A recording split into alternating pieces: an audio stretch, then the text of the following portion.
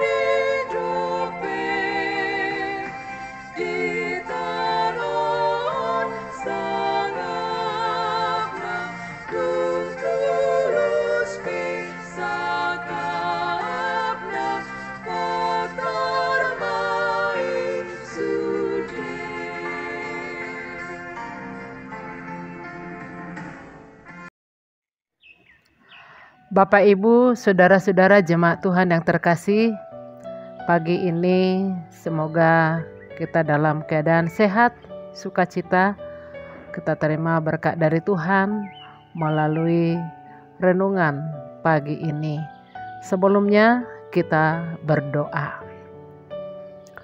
Puji syukur kami panjatkan kehadirat-Mu Tuhan yang memberkati kami, melindungi kami, menyempurnakan segala kebutuhan kami.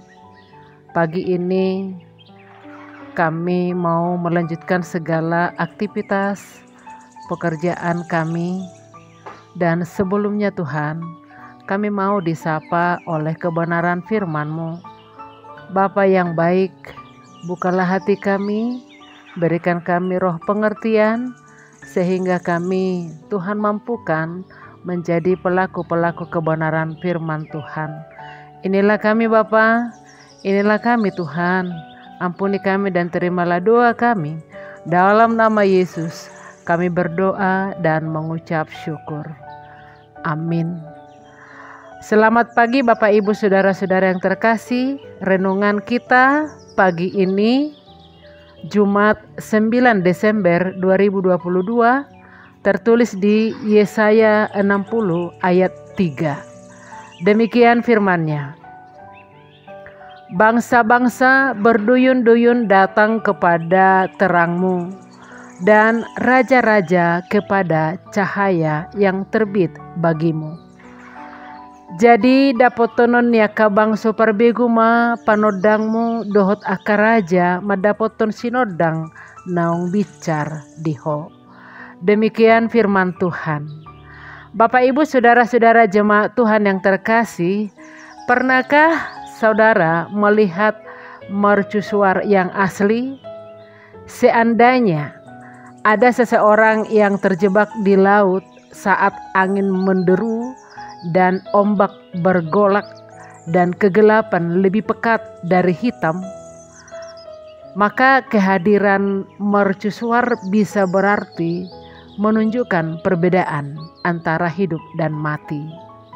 Bapak, Ibu, saudara-saudara jemaat Tuhan, dalam Yesaya 60 di renungan kita pagi ini, Nabi Yesaya menggambarkan sebuah penglihatan yang menggambarkan mercusuar.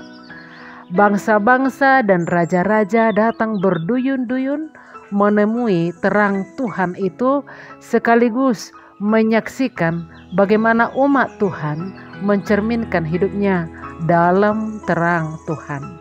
Bapak, Ibu, saudara-saudara jemaat Tuhan yang terkasih, ternyata yang datang bukan hanya bangsa-bangsa dan raja-raja, tetapi juga keluarga mereka yang masih tinggal dalam pembuangan di Babel. Kedatangan mereka menjadi sumber rezeki dan berkat. Itulah cara Tuhan mengangkat Israel dari kehancurannya secara khusus setelah mengalami pembuangan di Babel. Tahap demi tahap mereka dikembalikan ke Yerusalem untuk mengalami pemeliharaan Tuhan secara baru. Tanda awal pemeliharaan Tuhan itu ditunjukkan dengan kehadiran Tuhan dalam terangnya sendiri atas umatnya. Israel dan ibu kotanya Yerusalem memiliki masa lalu yang kaya akan sejarah dan masa depan yang penuh harapan. Israel adalah bejana pilihan Tuhan yang melaluinya Dia ingin memberkati semua bangsa di dunia. Kehendak Tuhan adalah melalui hubungan yang Dia miliki dengan umat Israel, bangsa-bangsa lain akan melihat kesetiaannya dan ingin mendekat kepadanya. Bapak, Ibu, saudara-saudara jemaat Tuhan yang terkasih. Tetapi umat Israel terus-menerus menyimpang dari Tuhan, menolak kasih dan perintahnya. Jadi Allah memilih untuk mengutus anaknya yang tunggal ke dunia agar dunia dapat diselamatkan dan dipulihkan. Marilah kita simak yang dikatakan di Yohanes 1 ayat 4-5 tentang kedatangan Yesus. Dikatakan dalam Dia ada hidup dan hidup itu adalah terang manusia. Terang itu bercahaya di dalam kegelapan dan kegelapan itu tidak menguasainya. Dan kemudian dalam Yohanes 8 ayat 12 dikatakan, Akulah jalan terang dunia. Siapa saja yang mengikut aku, ia tidak akan berjalan dalam kegelapan, melainkan ia akan mempunyai terang kehidupan. Melalui Yesus, terang datang dan menyentuh dunia yang lelah, hancur, dan sangat membutuhkan juru selamat. Semua itu dimulai di Israel. Garis keturunan Yesus berakar dari Israel dan kekristenan muncul dari Yerusalem. Maka saudara-saudara yang terkasih, Tuhan masih memiliki rencana untuk Yerusalem. Rencana yang masih dalam proses untuk digenapi. Tetapi meskipun Yerusalem memainkan peran penting dalam rencana Tuhan, fokusnya selalu ditujukan pada Yesus Kristus dan kuasanya. Tuhan adalah pribadi yang menyinari umatnya. Tuhanlah yang menerangi kegelapan. Maka jika Dia sudah melakukannya sebelumnya, maka Dia akan melakukannya lagi. Saudara-saudara jemaat Tuhan yang terkasih, yang dituliskan oleh Yesaya ini masih dalam proses untuk digenapi. Meskipun hanya Tuhan yang mengetahui akhir sebelum permulaannya, adalah penting untuk mengetahui bagaimana Israel di masa lalu, di masa sekarang, dan di masa depan.